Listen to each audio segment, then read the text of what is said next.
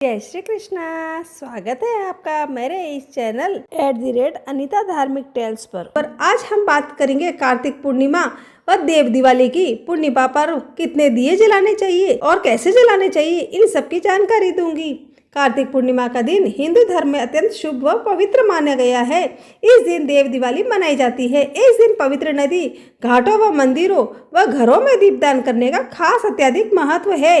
जाने कार्तिक पूर्णिमा पर कितने दीपक जलाने चाहिए। यूँ तो हर महीने पूर्णिमा तिथि आती है, लेकिन कार्तिक माह की पूर्णिमा का हिंदू धर्म में खास महत्व होता है। कार्तिक माह की पूर्णिमा तिथि को कार्तिक पूर्णिमा के नाम से जानते हैं। इस साल कार्तिक पूर्णिमा 5 नवंबर 2025 बुधवार को है। मान्यता है कि इस दिन व्रत करने से और दान पुण्य करने के अलावा दीप दान करने से अक्षय फल की प्राप्ति होती है। इस दिन देव दिवाली व गुरु नानक जयंती भी मनाई जाती है। पौराणिक कथाओं के अनुसार कार्तिक पूर्णिमा के दिन भगवान विष्णु पृथ्वी लोक पर माँ लक्ष्मी के पास विचरण करते हैं, अपने भक्तों पर कृपा बरसाते हैं। मान्यता है कि इस दिन दीपदान करने से साल भर की पूर्णिमाओं की पूजा का फल प्राप्त होता है। इस दिन हिंदू धर्म में गंगा स्नान की भी परंपरा है। गंगा स्नान करने के पश्चात इस दिन सूर्य देव को अर्घ्य अवश्य देना चाहिए। मानते हैं कि ऐसा करने से मनुष्य को अपने किए गए पापों से मुक्ति प्राप्त होती है।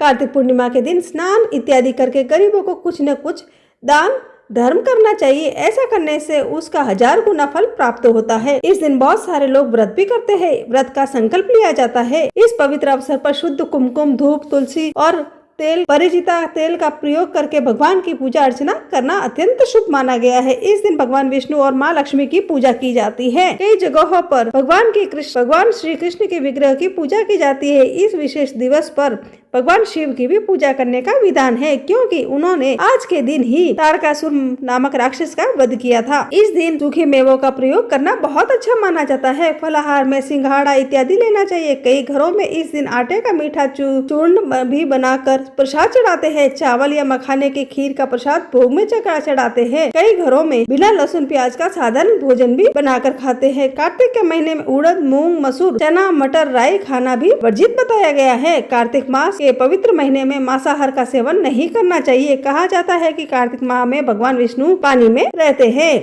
कार्तिक पूर्णिमा के दिन कितने दिए जलाने चाहिए, अब मैं आपको इसकी जानकारी देती हूँ। कार्तिक पूर्णिमा पर कहा जाता है कि कार्तिक पूर्णिमा या देव दिवाली पर विषम संख्या जैसे 5, 7, 11, 21, 51 या 101 में दीपक जलाना शुभ होता है। हालांकि आप इच्छा अनुसार कितने भी दिए जला सकते हैं। मान्यता है कि इस दिन 365 बाती वाली दिया जलाना अत्यंत शुभ होता है। मान्यता है कि कार्तिक पूर्णिमा पर 365 बाती वाला दिया जलाने से सभी पूर्णिमाओं के पूजा व दीप दान के बराबर पुण्य मिलता है। कार्तिक पूर्णिमा के दिन गंगा, यमुना, नर्मदा, गोदावरी आदि पवित्र नदियों में स्नान करके दीप दान का खास महत्व है। अगर नदी में स्नान करना संभव नहीं हो तो घर पर ही स्नान के पानी में गंगा जल मिलाकर स्नान कर ले और इसके बाद दीप दान करे। इस दिन तुलसी व पीपल के पौधे के नीचे घर के आंगन, बालकनी, छत व मुख्य द्वार के दीपक रख सकते हैं। ध्यान रखें कि यह हर दीपक में शुद्ध घी या तिल का तेल का प्रयोग करना चाहिए। दीपक जलाते समय ओम नमो नारायणाय या ओम नमः शिवाय मंत्र का जाप करना चाहिए। मान्यता है कि कार्तिक पूर्णिमा पर दीप दान करने से जीवन में सुख, शांति और समृद्धि आती है। घर से नकारात्मक ऊर्जा दूर होती है और सकारात्मक ऊर्जा का संचार होता है। दीप दान करने से पूर्वजों की आत्मा को शांति प्राप्त होती है। कार्तिक पूर्णिमा या देव दिवाली के दिन प्रदोष काल में पूजा व दीपदान करना अति उत्तम माना जाता है। इस बार कार्तिक पूर्णिमा पर दीपदान के लिए शुभ मुहूर्त शाम 5:15 से लेकर शाम 7:50 तक रहने वाला है। अब मैं आपको कार्तिक पूर्णिमा की व्रत की कथा सुनाती हूँ। आप ध्यान पूर्वक सुनिएगा। एक पौराणिक कथा के अनुसार तारकासुर नामक एक राक्षस था। उसके 3 पुत्र थे, तारकाक्ष, कमलाक्ष और विदुन्माली। तारकासुर बहुत ही बलवान था। उसने धरती व स्वर्ग पर अपना आतंक मचा रखा था, जिससे परेशान होकर देवताओं ने भगवान शिव से उसका अंत करने के लिए प्रार्थना की। उनकी प्रार्थना सुनकर भगवान शिव ने तारकासुर का वध किया। इससे देवता बड़े प्रसन्न हुए। उसके 3 पुत्रों को यह सुनकर बड़ा दुख हुआ कि उन्होंने इसका बदला लेने के लिए ब्रह्मा जी की घोर तपस्या की। उनकी तपस्या से प्रसन्न होकर ब्रह्मा जी ने तीनों से वरदान मांगने को कहा। तीनों ने ब्रह्मा जी से अपने अमर होने का वरदान मांग लिया। ब्रह्मा जी ने अमरता के अलावा कोई दूसरा वरदान मांगने को कहा। इसके बाद उन तीनों ने कुछ देर तक इस पर बहुत विचार किया।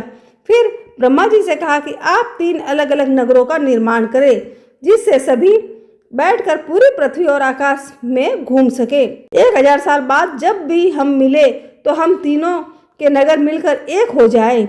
जो देवता तीनों नगरों को एक ही बाण में नष्ट करने की क्षमता रखता हो वही हमारी मृत्यु का कारण बने। उन सबकी नजर में यह सब असंभव कार्य था।